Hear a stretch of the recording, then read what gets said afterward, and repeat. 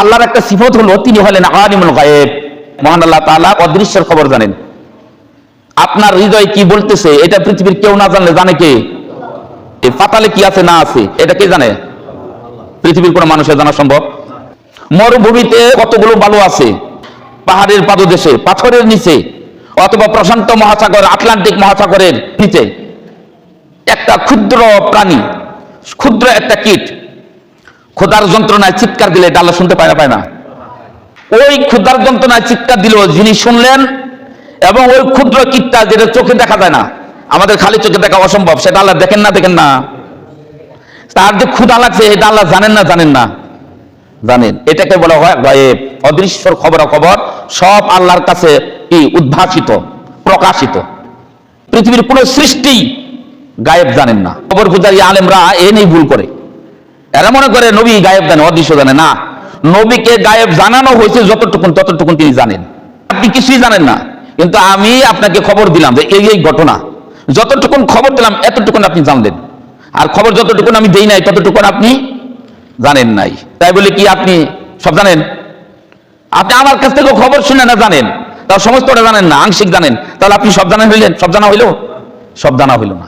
এটাকে বলা হয় আলিমুল গায়েব, অদৃশ্যর মালিক। অদৃশ্যর খবরাখবর কে রাখেন? বিশাল মরুভূমির বালুকার মধ্যে কতটুকু বালুকা আছে, কয়টা কণা আছে, সেটা আমি আল্লাহ রাব্বুল আলামিন জানি। এমনকি প্রশান্ত মহাসাগর, আটলান্টিক মহাসাগরে কতটুকুন পানি আছে সেটাও আমি জানি। ওই মহাসাগরের নিম্ন দেশে কতগুলো প্রাণী আছে সেটাও আমি রব্বুল আলামিন জানি। আসমানের কারুকারাজি, কোটি কোটি তারকারাজি আমি বানায় রাখছি। সপ্তম আকাশ বানাইছি, সৃষ্টির মধ্যে সারা সৃষ্টি আমি বানাইছি আমার আরশকে। সবকিছু আমার আয়াতে আমি সবকিছু দেখতে পাই, সবকিছু জানতে পাই, সবকিছু আমি জানতে পাই। সূরা নমলের 65 নম্বরে আয়াতে আল্লাহ রাব্বুল আলামিন বলেন, লা ইয়ালামু মান ফিস সামাওয়াতি ওয়াল আরদিল গায়বা ইল্লাল্লাহ। হে নবী আপনি বলে দিন, গোটা পৃথিবীর মানুষদেরকে আপনি বলে দিন, আল্লাহ ব্যতীত নবমণ্ডল এবং ভূমণ্ডল অর্থাৎ জমিন এবং আসমানে যা কিছু তোমরা দেখতে পাও এগুলো সব সম্পর্কে আল্লাহ রাব্বুল আলামিন খবর রাখেন, সব জানেন আল্লাহ। আল্লাহ রাব্বুল আলামিন বলেন, ওয়ালিল্লাহি গায়বুস সামাওয়াতি ওয়াল আরদি ওয়া ইলাইহি ইয়ারজাউল আমরু কুল্লু। আসমান জমিনে যা অবতীর্ণ হয়, আসমান জমিনের থেকে যা প্রত্যাবর্তন হয়, এই পৃথিবীতে আসমান জমিন থেকে যা কিছু আমি সৃষ্টি করছি সেখান থেকে যা উঠে এবং নামে সব কিছু আমি রব্বুল আলামিন জানি, সব জানি আমি। অতএব আমি হইলাম একমাত্র আলিমুল গায়েব। একমাত্র আলিমুল গায়েব কে? জোরে বলতে হবে কে? আল্লাহ রাব্বুল আলামিন। আল্লাহ রাব্বুল আলামিন বলেন, লিল্লাহি গায়বুস সামাওয়াতি ওয়াল আরদি ওয়া ইলাইহি ইয়ারজাউল আমরু কুল্লু। আর আল্লাহর কাছে আছে আসমান জমিনের গোপন তথ্য, আর সকল কাজের প্রত্যাবর্তন তার ওই দিকে। আল্লাহ রাব্বুল আলামিন বলেন, আমি হলাম আলিমুল গায়েব, আমি অদৃশ্যের খবর রাখি। আল্লাহ রাব্বুল আলামিন সূরা লুকমানের 34 নম্বর আয়াতে বলেন, মা তুদরি নাফসুন বিআইয়ি আরদিন তামুতু ইন্নাল্লাহা আলিমুন খাবীর। হে পৃথিবীর মানুষ, তোমরা কখন মরবে, কোন দেশে মরবে এটা পৃথিবীর কেউ জানে না, আমি রব্বুল আলামিন জানি। সুবহানাল্লাহ। আমি আর আপনি কোথায় মরবো এটা কি আমরা জানি? পৃথিবীর কেউ কি আছে বলতে পারবে জানি? আল্লাহ রাব্বুল আলামিন বলেন, মা তুদরি নাফসুন বিআইয়ি আরদি তামুতু ইন্নাল্লাহা আলিমুন খাবীর। তোমরা কখন কোথায় মৃত্যুবরণ করবে, কোন দেশে, জমিনের কোন জায়গায় তোমার মৃত্যু হবে সেটা আল্লাহ রাব্বুল আলামিন জানেন। কিনো সর্ববিষয়ে যিনি সম্যক অবগত, সব কিছু যিনি জানেন, তিনি এই সম্পর্কে জানবেন না তোমার মৃত্যু কোথায় হবে, তুমি নিজে জানবে না। তো এই আয়াতগুলোর মাধ্যমে আমরা প্রমাণ করতে পারলাম যে আল্লাহ রাব্বুল আলামিন আলিমুল গায়েব, অদৃশ্যের খবরের মালিক একমাত্র কে? আল্লাহ রাব্বুল আলামিন। এটা আল্লাহ দাবি করছে। তো আলিমুল গায়েব অদৃশ্যের খবরের মালিক একমাত্র কে? আল্লাহ তাআলা। কোনো মানুষ তা জানে না। যেমন সিম্পল একটা উদাহরণ দেই, আমাদের একজন নবী, তার নাম ছিল কি? ইউসুফ নবী। কি নাম ছিল? ইউসুফ নবীকে ইয়াকুব নবী হারিয়ে ফেলছিল, হারিয়ে গেছিল না? তার 10 ভাই মিলে কি করছে? কুয়াতে নিক্ষেপ করছিল। কিন্তু ইয়াকুব নবী তার বাড়ি থেকে এই কুয়ার দূরত্ব ছিল মাত্র 2.5 কিলোমিটার। 2.5 কিলোমিটারের দূরের কুয়াতে যে তার ছেলেকে ফেলে দেওয়া হয়েছে, এই খবর নবী হয়েও তিনি জানতেন না। তাহলে বোঝা গেল গায়েবের খবর নবীরাও ক্লিয়ার, বুঝছেন? যদি উনি জানতেন, অদৃশ্যের খবর জানতেন, তাহলে অবশ্যই ইয়াকুব নবী এত বছর কেঁদে কেঁদে চোখ অন্ধ না করে ওই কুয়া থেকে তার ছেলেকে উদ্ধার করে নিয়ে আসতেন। কথা ঠিক না ঠিক? তাহলে বোঝা গেল নবীরা গায়েবের মালিক নন। গায়েবের মালিক কে? আমাদের একজন বিখ্যাত সাহাবী ছিল জিন্নুর আইন। এই সাহাবী, তার নাম ছিল উসমান রাদিয়াল্লাহু আনহু। উসমান রাদিয়াল্লাহু আনহু রাসূলুল্লাহ সাল্লাল্লাহু আলাইহি সাল্লামের 2 কন্যাকে বিবাহ করেছিল। এক কন্যা মারা যাওয়ার পরে আরেক কন্যাকে আল্লাহ রাসূল তার কাছে বিবাহ দেয়। উসমান বিন নুরাইন এত বিখ্যাত ইসলামের 3য় খলিফা, নমনীয় সাহাবী, লজ্জাশীল সাহাবী। যত সাহাবী ছিল সবচেয়ে লজ্জাশীল সাহাবী ছিল রাসূলের জামাতা উসমান রাদিয়াল্লাহু আনহু। তিনি রাসূলুল্লাহ সাল্লাল্লাহু আলাইহি সাল্লামের হাতে একটা আংটি ছিল। এই আংটিটা রাসূল সাল্লাল্লাহু আলাইহি ওয়াসাল্লাম ইন্তেকালের পর আবু বকর রাদিয়াল্লাহু আনহুর খেলাফতকালে আবু বকর তিনি ব্যবহার করতেন। আবু বকর রাদিয়াল্লাহু আনহু ইন্তেকালের পর রাসূল সাল্লাল্লাহু আলাইহি ওয়াসাল্লাম ওই ব্যবহৃত আংটিটা ওমর ইবনুল খাত্তাব রাদিয়াল্লাহু আনহু যখন খলিফা হন তখন তিনি ওই আংটিটা ব্যবহার করতেন। এবার ওমর ইবনুল খাত্তাব রাদিয়াল্লাহু আনহুর মৃত্যুর পর উসমান রাদিয়াল্লাহু আনহু খলিফা হন এবং রাসূল সাল্লাল্লাহু আলাইহি ওয়াসাল্লাম ওই আংটি ব্যবহৃত আংটিকে তিনি নেন, নিয়ে তিনি ব্যবহার করেন। সহিহ বুখারীতে হাদিস আছে, উসমান রাদিয়াল্লাহু আনহু একটা কূপের কাছে গেছেন। যাওয়ার পরে কূপটা তো ওই দেশের কূপ তো আর কি এরকম আমাদের দেশের মতো কূপ না, এই ছোটখাটো একটা গর্ত, এই পাথর পুতর দিয়ে কিনা রকম আর কি সিস্টেম করে আগে কূপ বানাইতো। তো এই ধরনের একটা কূপ, কূপের মধ্যে পাথরের মধ্যে তিনি কি করছেন, বসে আর কূপের মাঝখানে তার 2টা পা ঝুলাই রাখছে। উসমান রাদিয়াল্লাহু আনহু কূপের মাঝখানে 2টা পা ঝুলাই রেখে তিনি বসতেন, বসে রাসূল সাল্লাল্লাহু আলাইহি ওয়াসাল্লামের ওই আংটি নিয়ে খেলা করছেন। আংটিটা দেখছেন, খুলছেন, লাগাচ্ছেন, এরকম করতেছেন। হঠাৎ করে আংটিটা পড়ে গেছে। কিসের মধ্যে বলেন? হঠাৎ করে আংটিটা যখন কুয়ার মধ্যে পড়ে যায় তখন উসমান রাদিয়াল্লাহু আনহু চিন্তিত হয়ে যান। সাহাবাদেরকে ডাকেন, তারা দৌড়ে আসে, বলে যে তাড়াতাড়ি রাসূল সাল্লাল্লাহু আলাইহি ওয়াসাল্লামের এই আংটি কুয়াতে বসে তুমি খুঁজে বের করো। সাহাবারা নেমে তন্ন তন্ন করে খুঁজে আংটিটা পায় না। শেষ পর্যন্ত উসমান রাদিয়াল্লাহু আনহু বলল, এই সমস্ত কুয়ার পানি শেষ দাও, সমস্ত পানি তুলে ফেলো, তারপরে এই আংটি উদ্ধার করতে হবে, কেননা এটা রাসূল সাল্লাল্লাহু আলাইহি ওয়াসাল্লামের আংটি। এবার পানি শেষ দেওয়া হলো, তারপরেও সেই আংটিটা তিনি উদ্ধার করতে পারলেন না। এবার প্রশ্ন হলো, পৃথিবীর ভিতরে নবীদের পরে শ্রেষ্ঠ ব্যক্তি হলো সাহাবারা, আর সে রাসূল সাল্লাল্লাহু আলাইহি ওয়াসাল্লামের সাহাবী আর ইসলাম জগতের 3য় খলিফা উসমান রাদিয়াল্লাহু আনহুর হাত থেকে রাসূলের আংটিটা হারিয়ে গেল, সেই আংটিটা উদ্ধার করতে পারলেন না। তার মানে তিনি গায়েব জানেন না, অদৃশ্যের খবর জানেন না। যদি জানতেন তাহলে অল্পতেই সেই আংটিটা দেখতেন এবং তুলে নিয়ে আসতেন। কথা ঠিক না ঠিক? তাহলে বোঝা গেল গায়েবের মালিক কে? আল্লাহ। নবীরা গায়েব জানতেন না, অসংখ্য ঘটনা আছে, আমরা 2টা ঘটনার মাধ্যমে আমরা এটা বোঝার চেষ্টা করব। সুলাইমান আলাইহিস সালাম ছিলেন বিশ্বের বাদশা এবং তাকে কিছু গুণাগুণ আল্লাহ রাব্বুল আলামিন দান করেছেন, কুরআনুল মাজিদ তা প্রমাণ করে। 1 নম্বর গুণাগুণ হলো সুলাইমান আলাইহিস সালাম অন্যান্য পশু পাখি এবং অন্যান্য যে কীট পতঙ্গ তাদের ভাষা বুঝতেন। সুবহানাল্লাহ। কি বুঝতেন? ভাষা বুঝতেন। তাদের ভাষাটা তিনি বুঝতেন। কিভাবে বুঝতেন? তাদের আওয়াজটা তিনি খালি অনুধাবন করে বলে দিতে পারতেন এই কথা বলছে। এই আল্লাহ পাক এই জ্ঞানটা দিয়েছিলেন। অনেক কীট পতঙ্গের আওয়াজ আমরা শুনতে পাই না, কিন্তু সুলাইমান আলাইহিস সালাম শুনতে পাইতেন। এটা ছিল সুলাইমান আলাইহিস সালামের একটা মুজিজা, আল্লাহ পাক দান করেছিলেন। তো সুলাইমান এত বড় একজন নবী হওয়ার পর তার দায়িত্বে ছিল হুদুদ পাখি নামক একটা পাখি। এটা নাম শুনছেন কিনা? হুদুদ পাখি। এই পাখিটার কাজ ছিল পাহাড় পর্বত যে কোনো জায়গায় পানির সন্ধান নেওয়া। হাফিজ ইবনে কাসির রাহিমাহুল্লাহ বলছেন হুদুদ পাখির কাজ ছিল পানির অনুসন্ধান করা, পানি কোথায় আছে।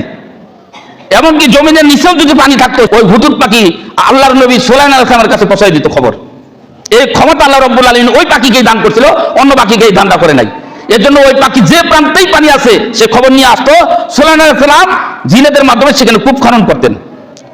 ঘটনাক্রমে একদিন হুদুদ পাখি নাই, একদিন কি হুদুদ পাখি নাই। আমাদের ঘটনা পড়া লম্বা ঘটনা পড়ার উদ্দেশ্য নয়, উদ্দেশ্য হলো যে শিরক এবং তাওহীদ কাকে কয় বোঝার জন্য।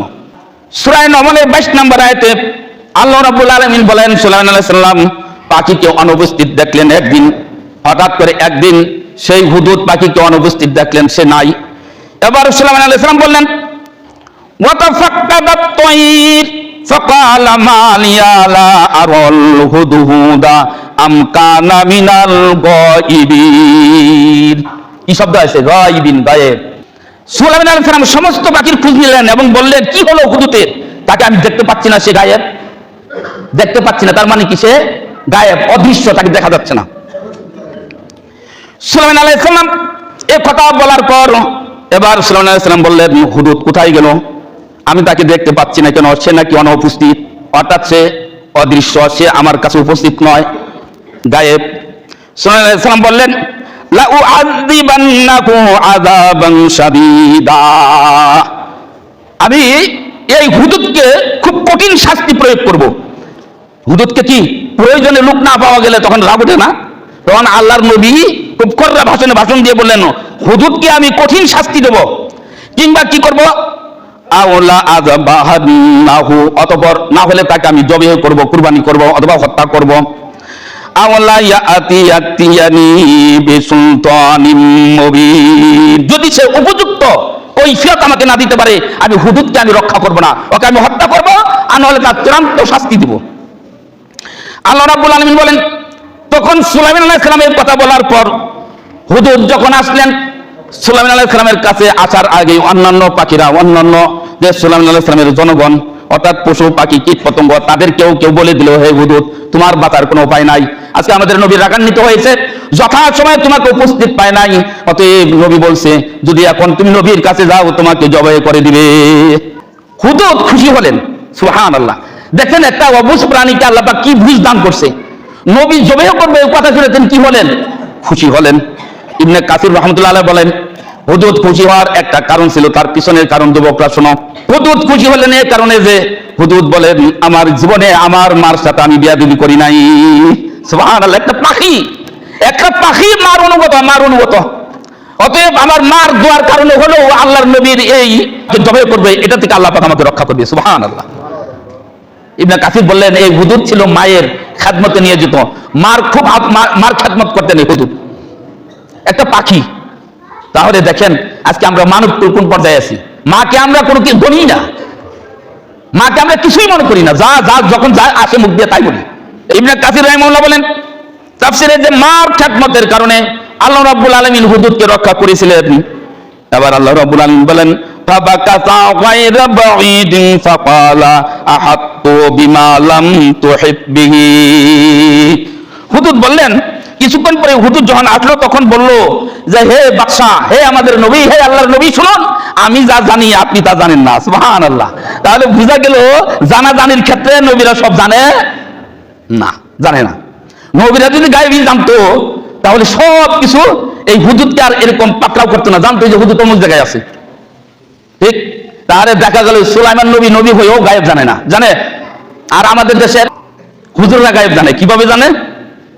একদিন জিবরাইল বলতেছে, আল্লাহ রাব্বুল আলামিন তোমার জান্নাত বানাইছ, কিন্তু জান্নাতের নাজ নিয়ামের কথা শুনি, কিন্তু আমার মন চায় জান্নাতটা দেখার জন্য। আল্লাহ রাব্বুল আলামিন জিবরাইলকে 600 পাখা দান করছিল, একটা পাখা দিয়ে তিনি যদি ঝাপটা দিতেন 70,000 বছরের রাস্তা পার হয়ে যেত জিবরাইল। এবার আল্লাহকে বলেন, আল্লাহ তোমার জান্নাত আমি দেখতে চাই। আল্লাহ রাব্বুল আলামিন হুকুম করলো, যাও। জিবরাইল চলে গেলেন জান্নাতে, সারাদিন চলতে থাকলো, 600 পাখা দিয়ে ঝাপটা শুরু করলেন। এক পাখায় ঝাপটায় 70,000 বছরের রাস্তা পার হয়ে যায়। এভাবে যেতে যেতে সন্ধ্যা ঘনিয়ে আসলো, ক্লান্ত হয়ে গেল। জিবরাইল বলল, আল্লাহ তোমার জান্নাতের একটা কোণাও আমি শেষ করতে পারি নাই।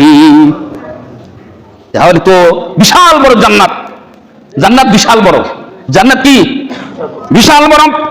রব্বুল আলামিন আমার বড় ইচ্ছা জাগে, কার জন্য তুমি জান্নাত বানাইছো, এত বড় জান্নাত কার জন্য তুমি তৈরি করছো? আমি জিবরাইল ব্যর্থ হয়ে গেলাম, 600 পাখা দিয়ে আমি ঝাপটালাম, সারাদিন পরিশ্রান্ত হওয়ার পর আমি জান্নাতের একটা কানি শেষ করতে পারি নাই। অতএব এই জান্নাত কার জন্য তৈরি করছো, এই লোকটার সাথে আমি দেখা করতে চাই। আল্লাহ বললেন, যাও, জান্নাতের অমুক জায়গায় তুমি যাই দেখবে আমার এক বান্দা বসে আছে। চিন্তা করছেন? জিবরাইল চলে গেল, যাই দেখেন একজন লোক বসা, তাকে সালাম করলেন। সালাম করার পরে জিজ্ঞাসা করলো, আপনি এই জায়গায় জান্নাতে আছেন, এত বড় জান্নাতের মালিক আপনি, আল্লাহ পাক আপনাকে জান্নাতের মালিক বানাইছে। আমার একটা কথা। তাহলে কি কথা? কথা হলো, আপনি যদি একটু বলে দিতেন, আল্লাহর একজন শ্রেষ্ঠ ফেরেশতা আছে, নাম হলো জিবরাইল, জিবরাইল কোথায় আছে, এটা যদি একটু বলতেন আপনি। জিবরাইলের চিন্তা হলো, সারাদিন আমি যখন জান্নাত শেষ করতে পারলাম না, এই লোককে এত বড় জান্নাত দেখে কেমনে, দেখি যে জিজ্ঞেস করি আমি কোন জায়গায় দেখে বলতে পারি কিনা। লোকটা মুরাকাবায় চলে গেলেন। 1 মিনিটের ভিতরে তিনি চক্ষু খুললেন, চক্ষু খুলে বললেন, আমি 1 মিনিটের ভিতরে আল্লাহর 7 তবক জমিন আসমান সব দেখা শেষ করেছি, এমনকি আল্লাহ তাআলার আরশ পর্যন্ত দেখে আসি, জান্নাতের কোন জায়গায় বাত নাই। আমার স্পষ্ট ধারণা হয়ে গেছে তুমি হলে জিবরাইল। সুবহানাল্লাহ বলা যাইতো না। তাহলে বোঝা গেল নবীরা গায়েব জানে না, আর এই জান্নাতের এই লোকটা বসে সব অদৃশ্যের খবর 1 মিনিটে জেনে ফেলেছে। কি হলো এটা? এটা হলো শিরক। এটা কি শিরক? আপনার জানতে হবে পৃথিবীর ভিতরে নবীদের চেয়ে তো শ্রেষ্ঠ আর কিছু নাই আছে? যে নবীরা ব্যর্থ গায়েবের খবর জানেন না, সেই খবর নাকি সাধারণ লোকে জানে। এই যে ওয়াজ, তাহলে আপনি কিভাবে বুঝবেন যে এটা শিরক? বোঝার পথ একটাই, সেটা হলো যে আল্লাহ পাক বলছে অদৃশ্যের খবর, গায়েবের খবর, যেটা অদৃশ্য, যেটা তোমাদের চোখের আড়ালে, এই সব কিছুর খবরের মালিক একমাত্র আমি। পৃথিবীর কোন সৃষ্টি এটার মালিক নয়। কেউ পৃথিবীর খবর জানে না, কেউ গায়েবের খবর জানে না, এমনকি সুলাইমান তার হুদুদের খবর জানে না, আর ইয়াকুব আলাইহিস সালাম তার সন্তানের খবর জানে না, আর উসমান রাদিয়াল্লাহু আনহু রাসূলের আংটি হারিয়ে গেছে তার খবর জানে না। জানে না। কি সুন্দর করে একটা কিচ্ছা বানাইয়া আপনাদেরকে এটা ডোজ দেওয়ার পরে এটা আমরা টপ করে গিলে ফেলি। এটা হলো শিরক। অত এই চিন্তা আমাদের মাথা থেকে সরাইতে হবে। একমাত্র গায়েবের মালিককে